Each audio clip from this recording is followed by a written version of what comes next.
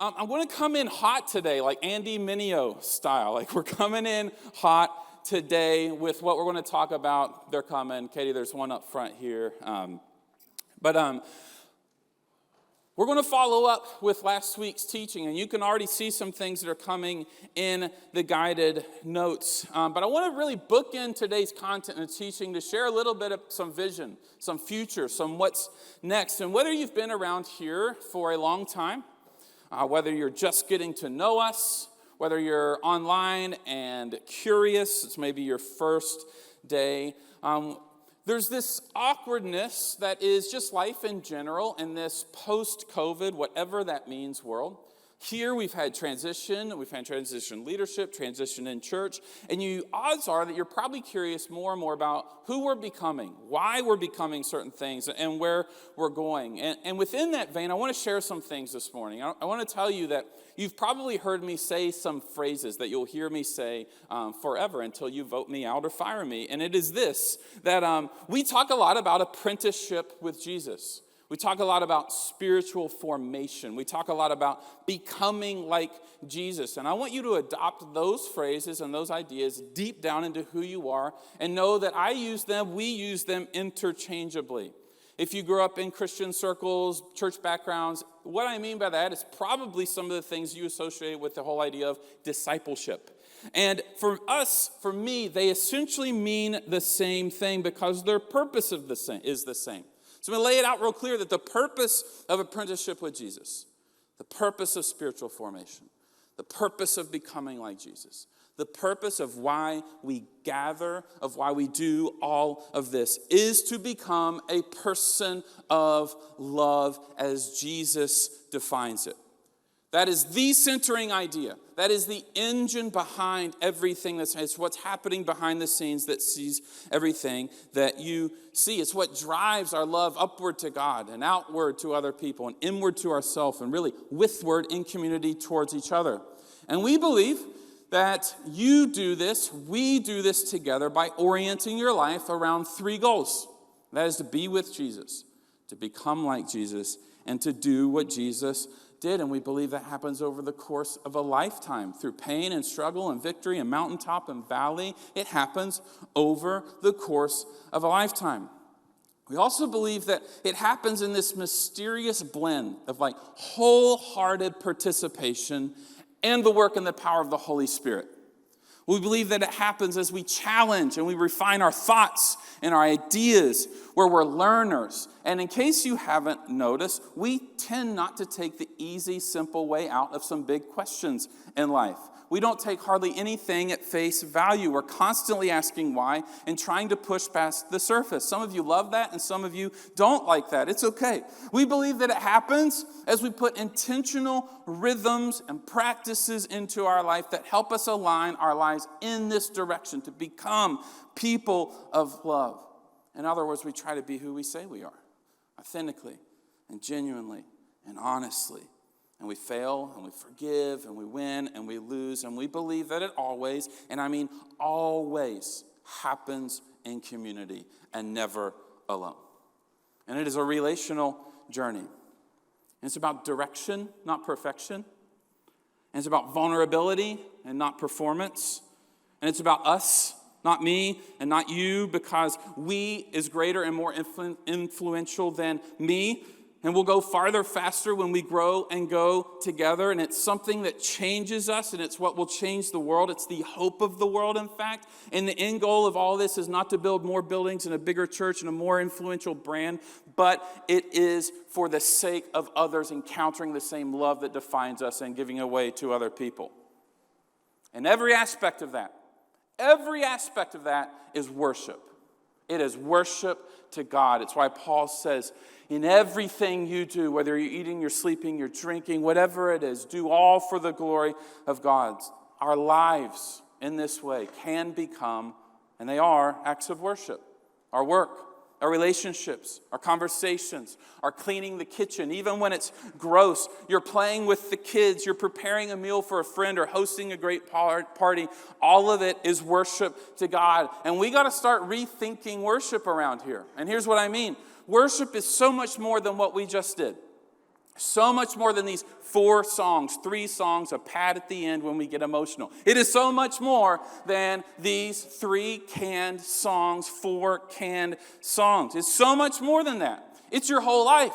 It's every aspect of who you are. It's the direction. It's why you do things. It's for what purpose you do things. We live our lives. We need to recapture an imagination of worship. All right, I'm coming in hot. You okay? We need to recapture an imagination of what worship is that is far more about every hour of your life, getting everything that happens outside of here, and then it boils over and it bubbles up and it expresses itself in this moment that we intentionally unite our hearts towards God and to one another and sing about who God is and about who we're becoming. What if the moments of these songs and worship was not about how it made us feel in the moment, but it was actually about carrying in the sense of worship that we have all the time and then expressing it from our guts for the sake of God and for other people? Would it change the dynamic a little bit? I think it would. Where we're vulnerable and we're expressive and we're thankful and we're alive. These ideas, they're just some of the thousands of things that I could say are just framing thoughts for where we are and who we are and some moves that you're going to start to see. Even theologically, these ideas they're actually why the Bible matters. I don't know what relationship you grow up with to the Bible or what you have now, and whether it's defined by certain categories and denominations and a blueprint, a guide for living, it's the moral authority. I don't know how you frame the Bible, but I want to say becoming a person of love is actually core to why the Bible matters. The Bible matters not for the sake of the Bible, but it matters as a way to become people of love. It's actually why Jesus' life and his teaching matters. These are bedrock ideas that we're building our future on together. And let me say this really point blank. I believe that these ideas, that this way of following Jesus together is not just what you need. It's not just what your family needs. It's not just what we need together, but it is the answer, that the thing that all the thousands of people outside of this wall right now, it's what our community needs. It's what will turn the valley upside down in love and for love and by love. And it's what the hurt, the broken, the angry, the unchurched, the de-churched, the deconstructing, the reconstructing, the doubting, the recovering religious fundamentalists, legalists. It's what the single, the divorced, the married, the widow, the orphan, the addicted, the foster kid, and the foster family. It's what the lonely, the depressed, the anxious, the suicidal, the addicted. It is even what the Trump lover and the Trump hater, the Republican, the Democrat, the independent, the gay, the straight, the queer, the trans, the cis, the binary, the non-binary, the poor, the rich, the marginalized, the neurodivergent, the introvert, the extrovert, and the list can go on and on and on and on. It's what people need. It's what you need. It's what we need. And it's what people need. And we're not just a family in this. We are a team. Say that again. We're not just family in this. We are a team. And we were made for this. You were made for this right now. You were made to bring your full self into this room. But more than that, you were made to bring your full self into community with each other, to become a person of love to God, to yourself, to others, and to one another. You want to know why you woke up this morning? It's for that. It's for that. Why did you wake up this morning? It's for that. In whatever way that God has created you and custom designed you and put you in workplaces and neighborhoods and married people and embracing your singleness, or you lost your husband or your wife years and years ago and you're trying to meander the end of life stage, it's why you were made. It's for the sake of this. And let me tell you that it's why we are pushing hard right now to hire a full-time director of kids ministry. It's why we're pushing hard to make that happen, to help us to do this for the sake of the next generation and to support our families and to make parenting easier if that's even possible. We're looking to find someone who will build a great team and collaborate with you and us and create relationships and spaces where kids can belong and they can map out and ask questions and become a person of love and more like Jesus over the course of a lifetime. And if it's possible, we would love to set them up for the most deconstruction-proof sort of relationship with God and the church that they could possibly happen. And every kid matters to God. And we need to start acting like they matter more to us. And as we're in the search, let me tell you, we need your help. We need your help because every kid matters. And there's too many of them, and there's too few of us investing in it on a Sunday. Love you, mean it. We're a family. We're a team. Get your hands dirty. Number 2, it matters. All this matters while we're making investments and changes and fixing the sound. It's what's in our heart, because what's in our heart is an intentional expression of our worship together so that it is experiential and it's dynamic and it's something and that's excellent and unites us. And some of you will like where it's going and some of you still won't, but it's okay because we're going to press past that. And we're going to unite our hands around becoming a person of love. And in fact, if we all align our lives in the direction of worship 24/7 to God, it won't matter what we sing, the volume that it's out, and who's doing it. It will just be the overflow of our commitment and our love to God. Boom. And just so you know, you'll see some changes soon. Changes to the front of the stage to make room. New speakers getting hung. It's all happening. It's also why, all of this is why we want to fill this place on the 21st and have an amazing day. We want to invite people from the community for a back-to-school bash, a day to party, connect. We're going to pray for teachers. We're going to invite parents forward. We're going to pray for us for this new school year. It's why you see in the lobby, I'm talking so fast. It's why you see in the lobby today, we bought 150 backpacks, and we want you to take some, or 12 or 24, and fill them with school supplies for kids in foster care. And we're going to get these out. Every kid that we can reach this year with backpack and supplies for foster care, bring those back. Go out in the lobby, grab 7 after service today and bring them back on the 21st. And then after that, we're going to go out to camp, we're going to swim, we're going to have games, we're going to have food, and we're doing it good. We're doing it right. We're going to have a ton of fun with you. We want you to bring people with us. And let me just say, and slow down for a moment, in full transparency, coming out of COVID, and the natural transition that happens in leadership and trying to discern and follow what God's heart is for us as a church next step. And then you put that in the blender that is my personality, my hang-ups, my ways of thinking about things. I have been slow to help you and us turn the corner into what's next in our church life. But let me tell you, it's time to start peeking around the corner and going there together. And you're going to hear lots and lots and lots about it. And maybe you have curiosity. And maybe you have, is this for me? Are these people going where I want to go? Do I fit and do I belong here? And let me just tell you, stick with it. Stick with it. We're a family, we're a team, and we're turning the corner. And the reason behind all of it is unbelievably simple. It's people. It's people. It's people. More people, healthier people, connected people, people becoming more like Jesus, people doing with their life what he would have them do, people becoming healed and whole and relationships mended, people inviting people into their world and into their homes and into their family. It's about people, and it's about you. And it's about the thousands and the tens of thousands of people right around us that God has even already connected you to, where you live, where you work, where you play, and who you post on social media and rant to and about. It's about them. It's about people. All of this so that we can become people of love. Are you ready for it? Sweet. Let's bring it. So now to your guided notes. Now the message starts.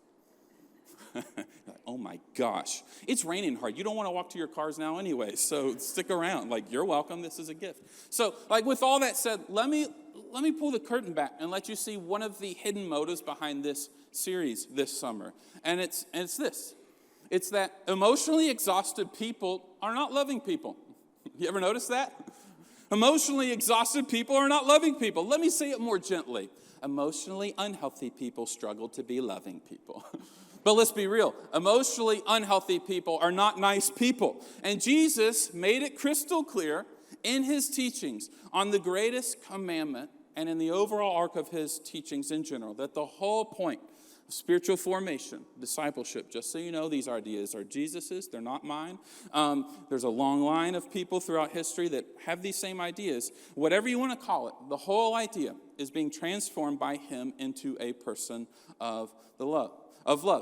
And for the sake of the context that we're working through right now, we need to put two things together that we are prone to separate, and that church world has been prone to separate, and it's done a lot of damage. And let me say this. That means that spiritual maturity and emotional maturity cannot be separated. Why? Because you are a whole person, purposely designed, as we have talked about. These two paths of maturity and growth and apprenticeship and wholeness and healing, whatever this motion is, massage the wholeness. They cannot be separated. Eliza dogs on me every week about whatever weird gestures come out. When I was driving the other day and I was giving a big talk and this motion kept coming, and she slapped my hand and made me feel like anyways, we're working on it. Emotional health, spiritual health. It's all beautifully designed by God, even these gestures. And here's my point. When you're spiritually tired, you're emotionally tired. When you're emotionally tired, you're spiritually tired. When you're emotionally frustrated, stuck, hurting, you're very likely spiritually stuck, hurting, frustrated. And why does that matter? It's for your joy and happiness and contentment, and so that life doesn't have to be terrible, but it's also because those things become roadblocks to you becoming a person of love. And that, as we've said, is not just for you, as good as that is. It's for all of them. It's for everyone else. It's for the people that God is calling us to. Let me illustrate it this way. I remember as a kid, Granny and Papa were prone to getting all up in people's business in a good way. Like helping them. You're like, what does that mean? Here's an example. There was a lady, a dear, sweet lady in the church, long time ago. 95% of you have no idea who I'm talking about. I still won't name names.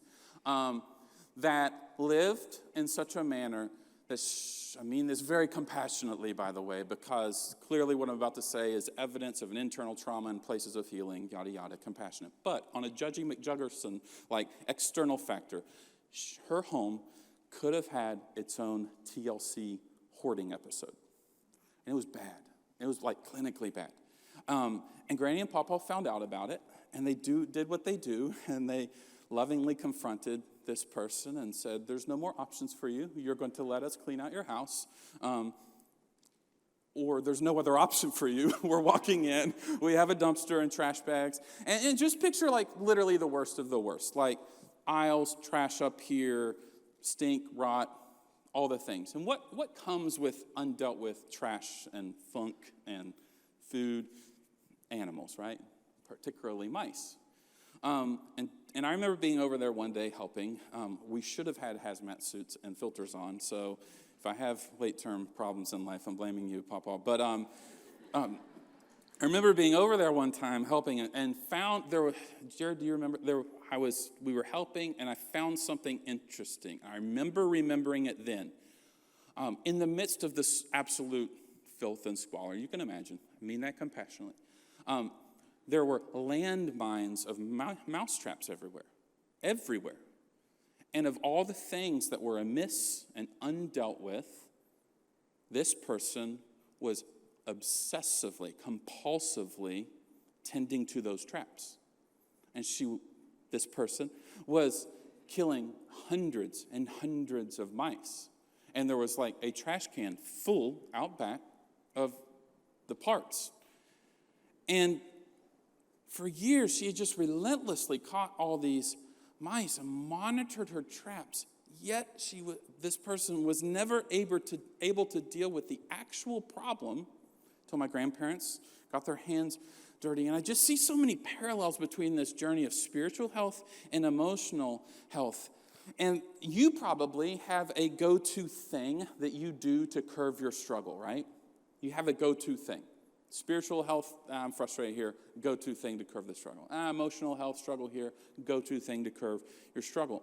And you probably even come at this conversation more spiritually minded or more emotionally minded. You probably do that. Maybe you're more spiritually minded and you're prone to setting a bunch of mouse traps like prayer and fasting and reading your Bible, and all those are good things. But you're not paying attention to or cultivating or seeing its relationship to your emotional health. Or you're doing the same on the other side. You're going to therapy. You're following the right influencers. You're paying attention to your Apple Watch when it bugs you to breathe slow and get mindful and all good things. But you've yet to take your struggles to God. And as a church, we're for both. If you haven't picked up on that, like full tilt, both are gifts from God. But what happens is when we fail to recognize that they're both, and pay attention to both, we often fail to heal. And we will struggle in our relationships, and we'll struggle to become a person of love. Spiritual maturity and emotional maturity cannot be separated. Remember the prayer from Paul in Ephesians 3 that is kind of the centering text of this whole series. In Ephesians 3, Paul says that I pray that out of his glorious riches he may strengthen you with power through your spirit in your inner being. That inner being be the true integrated self, that heart, soul, mind. It's where spiritual health and emotional health, they both live. So that Christ may dwell in your hearts through faith. Through faith. Where faith is not, Elton Trueblood has this great line. He says that faith is not belief without truth, but trust without reservation. And then Paul continues, says, I pray that you, being rooted and established in love as the foundation for all this, that you may have power together, not alone, but in community with all the Lord's holy people, his family, his church, to grasp in your mind how wide and long and high and deep is the love of Christ, and to know. Notice he uses two words that in our English minds, they both mean the same thing, grasp to think and to know to think. But know in this way is to know and hear, to experience, to trust, and that you may trust in your heart his love that surpasses knowledge. Why? So that you may be filled to the measure, precision, custom design for you of all the fullness of God. Proverbs 3 tells us that blessed are those who find wisdom, those who gain understanding. And so I just want to help you today, and I'm going to fly through your guided notes section. You're like, how long is this going to be? Because we haven't touched this 4-page document in front of me, and the rain is not as loud as it used to be. I want to help you walk this through with some wisdom and purposefully leave you with something that's a resource. You can reflect on it. You can come back to it. And I want you to remember from last week that emotions are valuable. And they serve as signals of what's going on beneath the surface. And we're not to repress them or deny them, but we're also not meant to be flooded away from them. And our emotions are not always signaling something good or right, but they are signaling something that has value for us. And that all gets pretty confusing very quickly. And one of the ways that it gets confusing is I want to tease another idea for you, and then I want to leave it. This idea between primary emotions and secondary emotions. That's really key to understand in navigating this journey. And the idea is this, that primary emotions are how you react in the moment to stimuli. It's something external. It's like if you've ever mowed the yard in West Virginia, and all of a sudden you're just cruising along. You're walking, and then all of a sudden a little bit of something up under your short, and it hurts. And you go, owie. And then the pain goes, ouch, ouch, ouch. And then all of a sudden you look back and you're being chased by a swarm of these little yellow jacket devil bugs. And they're coming at you, and you start running. You start saying words, external or internal, depending on your level of sanctification, that you would prefer not to, but they're there. Don't act like they're not there. They're coming out of you, and you find yourself stripping in public in front of your neighbors, and you had no idea that was a gift for you. And you're running, and you're getting more and more naked the further you get from your mower, and you're just being pelted and run about by yellow jackets. The fear, that automatic response, that's a primary emotion. The secondary, and listen, the Bible never shames your primary emotions. Think of the line in Ephesians 4. Paul says, be angry, but do not sin in your anger. Psalms, it's about praying your emotions. But secondary emotions are when those emotions move from a passive feeling based on external things and into a personality trait that becomes more and more core to who you are. And in fact, that anger as a primary emotion becomes bitterness, and you can't even begin at some point, because the bitterness has such a hold on you, you can't imagine yourself separate from carrying that sort of bitterness. That's when it gets dangerous. That's when, here's a great way to know if you're struggling with that is it's when you can no longer pray about the primary emotion anymore. You can't even ask God to help you with this because it's kind of yours and you like it and it's part of who you are now. That's not a good place to be. Sadness becomes self-pity, confusion, despair, and it's just very, very important.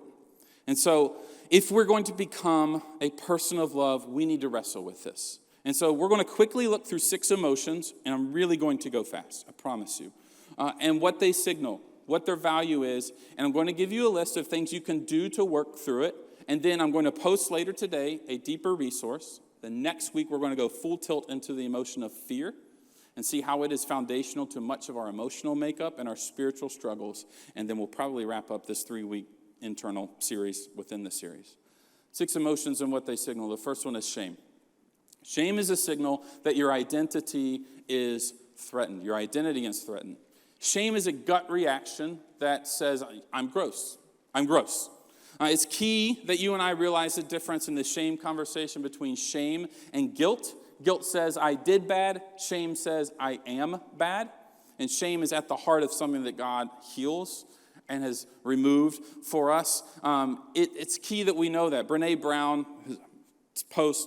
writes extensively about shame. She defines it as the intensely painful feeling of experience of believing that we are flawed and therefore unworthy of any sort of acceptance and belonging. And one of the things that shame does that's so painful in community is that it isolates us.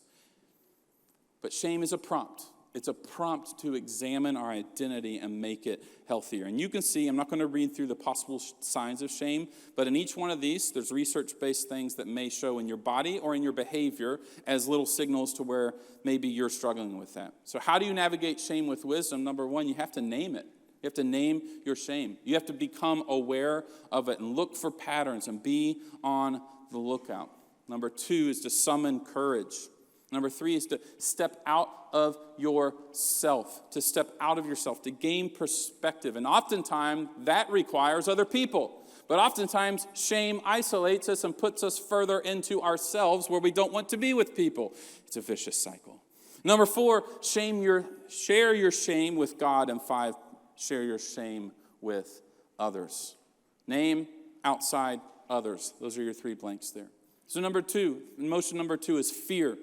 And fear is a signal. It's a good signal, by the way. It's a signal that 2-year-olds don't tend to have at the top of stairs when there's not gates. But fear is a signal that you might be in danger, And next week is going to be about that, so I'm going to fly all the way to the end. So how do you navigate fear with some wisdom? Oh, that's the sound of note-taking. God bless. Oh, Jesus. Move in our hearts. Oh, it takes me back to the classroom. And you all are doing it willingly with no grade, nothing attached. Next week there will be assessment and you'll either be in and out, but it's cool. Number 1, how do you navigate some fear with wisdom? You have to observe it. You have to observe your fear and seek safety. Number 2, seek safety. Number 3, explore your fear.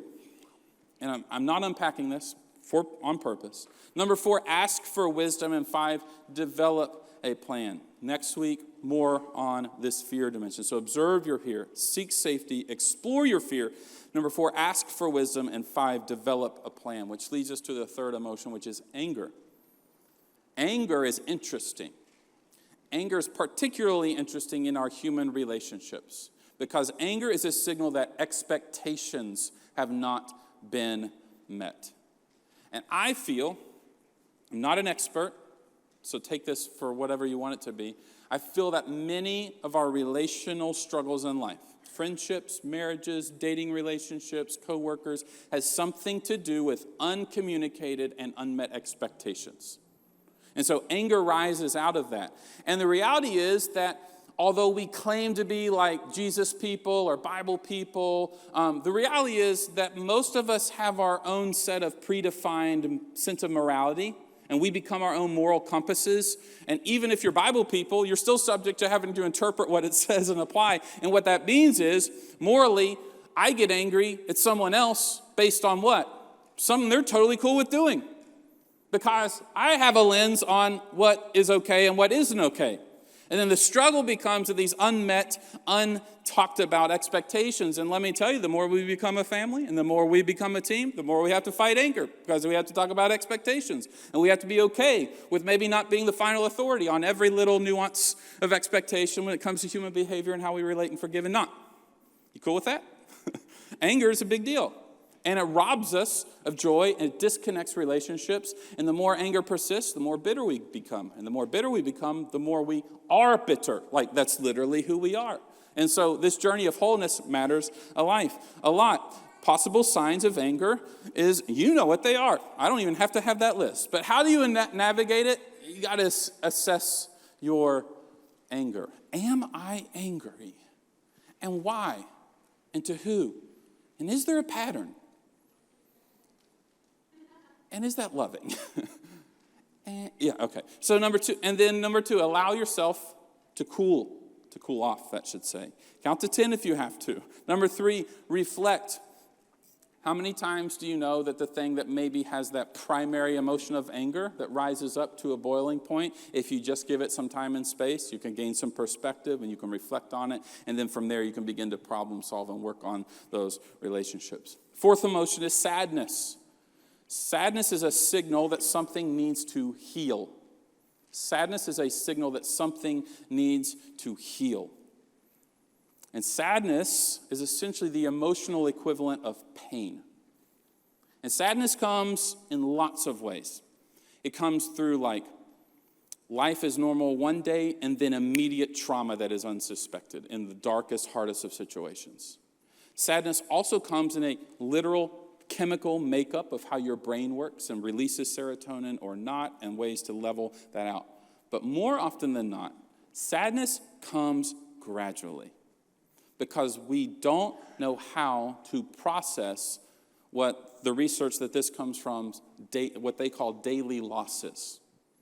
An unmet expectation, a moment where you didn't get the thing you wanted, a financial goal doesn't work out, a person looks at you cross-eyed. Like, all these things stack up to become a cumulative effect. Hi, guys. I never look at them on the front row. Terry was telling me that on Monday night. Of these cumulative effect of losses. But over time, this low-grade fever of sadness remains or gets worse and worse, and we feel it as pain. And so there's possible signs, and it gets confusing. So how do you navigate that? Number 1, you have to allow yourself to be sad. You have to be willing to go there, to acknowledge the things that are losses, to grieve things that are losses. Number 2, notice the immediate thing is to allow yourself is to be with others, not to seek isolation to work through these things. And 3, to identify your loss. How key is it in a healing journey, whether that's a grief over a loss of a person or a relationship or just an unmet expectation or a thing at work or the kid didn't make the travel team or whatever it is in your world, you have to identify it. And out of that, you identify your needs. You identify where the gap is. And Paul, and there's extensive writing on all this, of that one of the ways when we mirror emotional health and spiritual health, I'm not saying it's the only solution, but we have to acknowledge it, is that the practice of gratitude is key to overcoming that. It's like ibuprofen to the soul. Gratitude lowers the temperature of sadness over time. Number 5, jealousy. Jealousy is a signal of unfulfilled desires. Unfulfilled desires. And jealousy gets thrown around and defined in a lot of ways, but let's define it this way today. It's the uncomfortable feeling you get when someone else has it good. It's the uncomfortable feeling you get when someone else has it good and you don't. Oh, there's that sound. Jealousy, we'll never put these in 3-ring binders, by the way. Could you imagine if I did this more consistently? We hand out binders and you're like, click, page. That'd be awful. So desire is an interesting conversation, particularly in church world. Tends to be on the extreme, like go with all your desire, or don't ever listen to yourself because you're meant to be sad, not happy, following Jesus. James K.A. Smith is a philosopher, theologian guy, and he writes extensively about this. I agree with the way he goes with it, and he says, we are actually what we love. We are what we become what we love. We become what we desire. And so in that way, mirroring like learning, loving, following the desires that are born into us, or maybe you talk about it as passion, is actually part of how God hardwired you to make a contribution in the world, but also to find fulfillment and satisfaction. And so it matters. And so navigating jealousy is number one. Again, name your jealousy. Practice some thankfulness. Share it with a friend. The more open-handed you are with who you are and what you have, the less jealous you are of other people and what they have. That's the beauty of community and hospitality and gathering around tables and sharing meals and doing life together. And number 5, pursue your God-given desires. Some of you probably need permission to do that. Some of you need permission to pursue the desires that God has given you. And 6, emotion, happiness. Oh, yes, something nice. I like happiness. Happiness. Happiness is a signal that you could probably guess it, that a desire has been met. Happiness, I heard one author say this week, happiness is a feeling with many flavors. Feeling with many flavors. Happiness is great. It's great, but it's tricky, right? Because we want happiness all the time. But we're not made for that. We're not made to be happy all the time. And if our expectation is that, we're going to have some troubles. We're addicted to pursuing it. And truth is that truth is even getting redefined around just what makes you happy. Happiness is a balancer. It's actually an invitation to be present. It pulls you out of spirals and out of worry, and it's contagious. And if handled wisely and with self-awareness, it can provide an incredibly useful insight into what truly matters most in your life, which helps you follow God's given desires. So how do you navigate happiness with wisdom? Number 1, the author, where this research comes from, I'll post it later, says to practice mindfulness. Practice mindfulness, to be present with yourself, present with the things that bring you joy, present with the things that bring you delight and fun, present in the moment in your relationships and all the things. 2, to practice gratitude again. And 3, I just added, is to pursue wisdom. To pursue wisdom in all of this. To pursue wisdom in all of this. Note taking over. Did you enjoy that? Oh, man. Now you're putting on me a burden of expectation that if I don't meet, we're going to navigate some anger. And so the question is this. That's great, Matt. Thanks for the cacophony of information. What do I do with this? Good job. I have a document, and I like doing that. And whatever. Cool. I'll try to be better. What do we do with this? What do we do with this? I liked all your talk about the future. I'm real curious about what you mean with sound. But what are you talking about and what do you mean for the future? And I struggled with how to land this today, to be honest. But I was sitting with someone this past week. It's not someone from the church. It's someone that's actually a former student of mine at TVCS whose life is just in chaos. And he's been reaching out. We've been talking on and off. Gotten himself into some real trouble with relationships, with himself, violated even his own sense of who he wants to be. And I'm not talking massive stuff, cataclysmic stuff. I'm just saying he's about 10 years post-high school graduation, and he looks at his life, he's like, oh, I'm here now, and that wasn't on purpose. And he's just looking at kind of some brokenness from his past, and he's trying to figure it out. But he's fighting for it. He's doing the work. We're having conversations. He's in therapy on the side. He's getting more active in his local church and trying to get connected to people that will share a similar direction in his life. But the reality is he's traumatized, and he's traumatized some other people. But he's fighting for it. Fighting. You know what I mean? You ever been there? Like, oh, I don't know how I got here. I don't really like it, but I'm fighting for what's next. He's there. And I remember he was on Zoom, which is totally lame, but he looked at me and with tears in his eyes in the conversation, and he looked at me in one moment and just says, I just don't want to fight anymore, man. I just don't want to fight anymore. And in another moment, he said something that was also as equally powerful, and he just said, I just want life to be good again. I just want life to be good. I just want my relationship to be good. I just want to feel good. I want to know that I'm doing good, that I'm not hurting people. I just want life to be good. And in the same conversation, he says, I don't want to fight anymore. And there's the tension. There's the tension of this whole journey.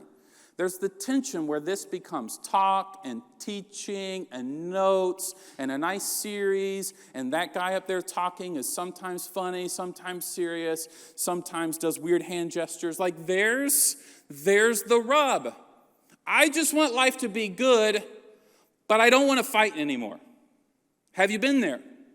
Are you there right now? This is what Pete Scazzero calls it the confusing in-between. The confusing in-between. Have you been there? Have you ever felt geared up for the fight of your life one moment and ready to give up within minutes?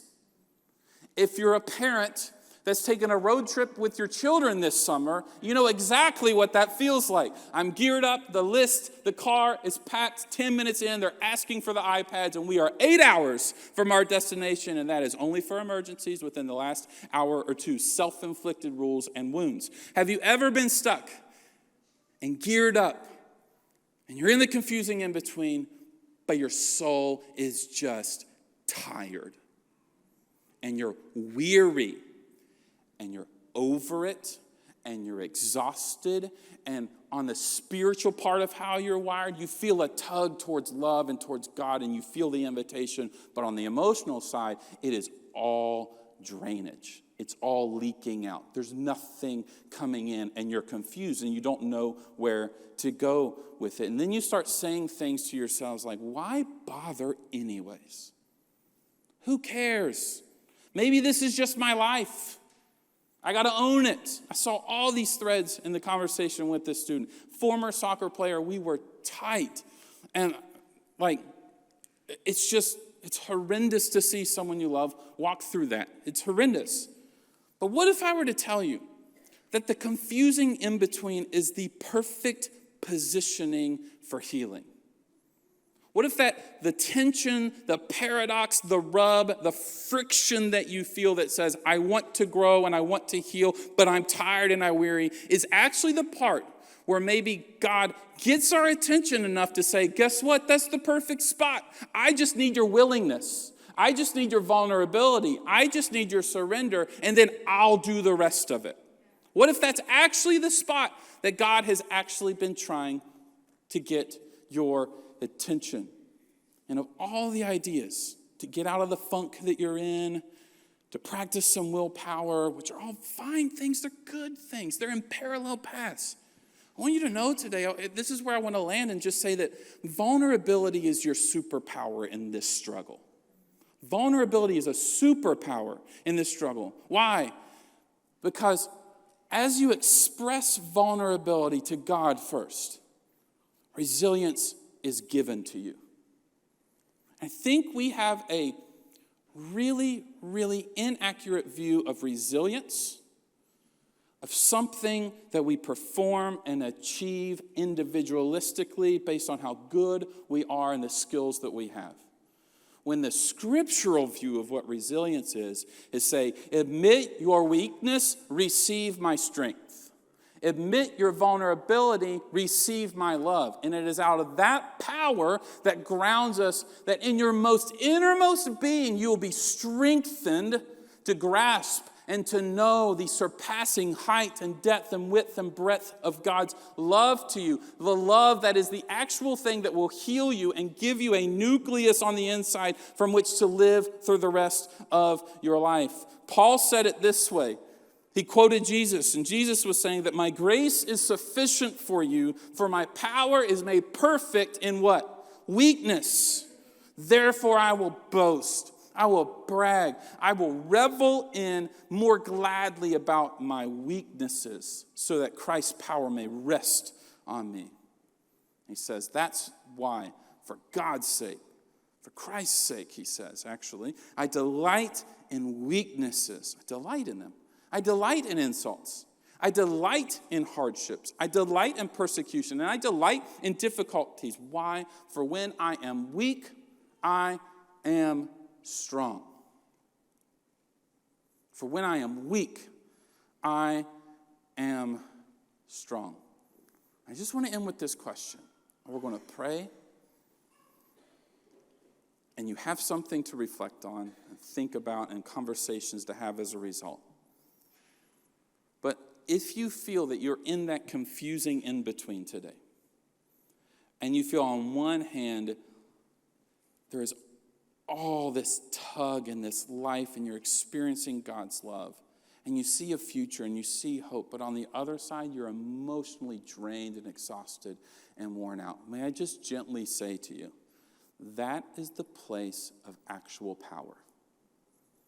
Your vulnerability and willingness to be humble in that space is where healing can come. And resilience becomes received and not achieved. Don't picture your life with God as something that is solvable with a couple of clicks. Amazon does not sell personal healing on a 2-hour prime time window or in a big city dropped to you by drone within hours. It is something you participate in most likely for the rest of your life. And your emotions are a gift to signal the path forward. And the more that you understand your emotions, and the more that we understand emotions in general, the more we become a family and a team that helps undo the lies that someone else believes. And I'm in community with this person. I'm like, hey, that's a front. That's not true about you. That's not true about the world. That's not true about how God thinks. And then you're serving on a team, and you're just having some conversation while you're checking in some kids upstairs, and you're talking about your week. And all of a sudden, in that proximity that you have together, you're like, no, man, no, that's not true. This is who you are. This is who God says you are. Don't give up. I've been there. I've been in the in-between. And for those of you that are like, I'm not struggling. I'm actually in a decent place. Let me tell you, that wasn't just for you. That wasn't just for you. The point of being on the other side is to look back and go back and bring more people there, not to just go on about your way and circle the wagons and build a nice church, right? The point is to get there, to struggle there, to labor there. No, you never really get there, but no, there's moments where you feel like you've made some progress, and then all the while, maybe you're actually walking backwards a little bit. Sorry, camera guys. You're walking backwards a little bit. And you're reaching constantly. You're striving towards God, and you're reaching back for people. And there's people shoulder to shoulder when you're doing. This is what it is. This is why we exist. To become people of love. To map our healing and our soul and our lives onto God and who He says, and to give that away towards others. So wherever you are, whatever you're confusing in between, wrestle with the confusion. But wrestle it towards God. Wrestle it with God. And know you have family here. You have a team that are willing to do that with you. And our lives can revolve around this fact, that in God's love, He allows us to experience His love and then says, go become people of love to other people. Do that. Give it away. And so would you stand, and I'm going to pray us out.